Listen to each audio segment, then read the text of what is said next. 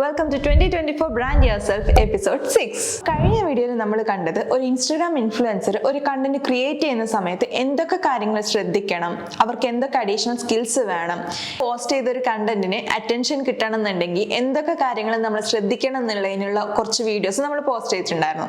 അപ്പോൾ ഈ വീഡിയോയിൽ നമ്മൾ നോക്കാൻ വേണ്ടി പോകുന്നത് നമ്മൾ പോസ്റ്റ് ചെയ്യുന്ന കണ്ടന്റ് കറക്റ്റ് ഓഡിയൻസിലേക്ക് എത്താൻ വേണ്ടിയിട്ടുള്ള ഒരു ചെറിയൊരു ടിപ്പാണ്. അതാണ് ഹാഷ്ടാഗ്. അപ്പോൾ ഹാഷ്ടാഗ് എന്ന് പറയുമ്പോൾ ഒരുപാട് തരത്തിലുള്ള ഹാഷ്ടാഗ് ഉണ്ട്. Branded hashtags, community hashtag, industry hashtag, location hashtag, daily hashtag, trending hashtag, അങ്ങനെ ഒരുപാട് തരത്തിലുള്ള ഹാഷ്ടാഗ്സ് നമ്മുടെ മുന്നിലുണ്ട്. പോസ്റ്റ് ചെയ്യുന്ന സമയത്ത് നമ്മുടെ കണ്ടന്റിന് റെലവെന്റ് ആയിട്ടുള്ള ഹാഷ്ടാഗ്സ് ആണ് നമ്മൾ പോസ്റ്റ് ചെയ്യേണ്ടത്. നമ്മൾ ഈ ഹാഷ്ടാഗ് ഇടുന്നതിലൂടെ ഓഡിയൻസിന്റെ സെർച്ച് ഹിസ്റ്ററി അനുസരിച്ചിട്ട് അവർക്ക് താല്പര്യപ്പെടുന്ന പോലത്തെ കണ്ടന്റ്സ് അവരുടെ മുന്നിലേക്ക് ഇൻസ്റ്റാഗ്രാം തന്നെ പുഷ് ചെയ്ത് കൊടുക്കും. അപ്പൊ ഇങ്ങനെയാണ് ഹാഷ്ടാഗിലൂടെ നമ്മുടെ കണ്ടന്റിന് റീച്ച് കൂടുന്നത്. അതുപോലെ ഹാഷ്ടാഗ് ഇടുമ്പോൾ ശ്രദ്ധിക്കേണ്ട വേറൊരു കാര്യം എന്താണെന്ന് വെച്ച് കഴിഞ്ഞാൽ 11 to 30 ഹാഷ്ടാഗ് ആണ് നമുക്ക് ഇൻസ്റ്റാഗ്രാം അലോ ചെയ്യുന്നത്. 30 ഹാഷ്ടാഗ് നല്ല റീച്ച് ഉള്ള നല്ല റെലവെന്റ് ആയിട്ടുള്ള ഹാഷ്ടാഗ് ആണെങ്കിൽ നിങ്ങളുടെ കണ്ടന്റിനുള്ള റീച്ച് ഉറപ്പാണ്. ഇവിടെ കാണിക്കുന്ന എക്സാമ്പിളിൽ നമ്മളുടെ ഒരു സ്റ്റുഡന്റ് പ്ലേസ്ഡ് ആയ ഒരു കണ്ടന്റ് ആണ് നമ്മൾ ഇവിടെ പുഷ് ചെയ്യുന്നത്.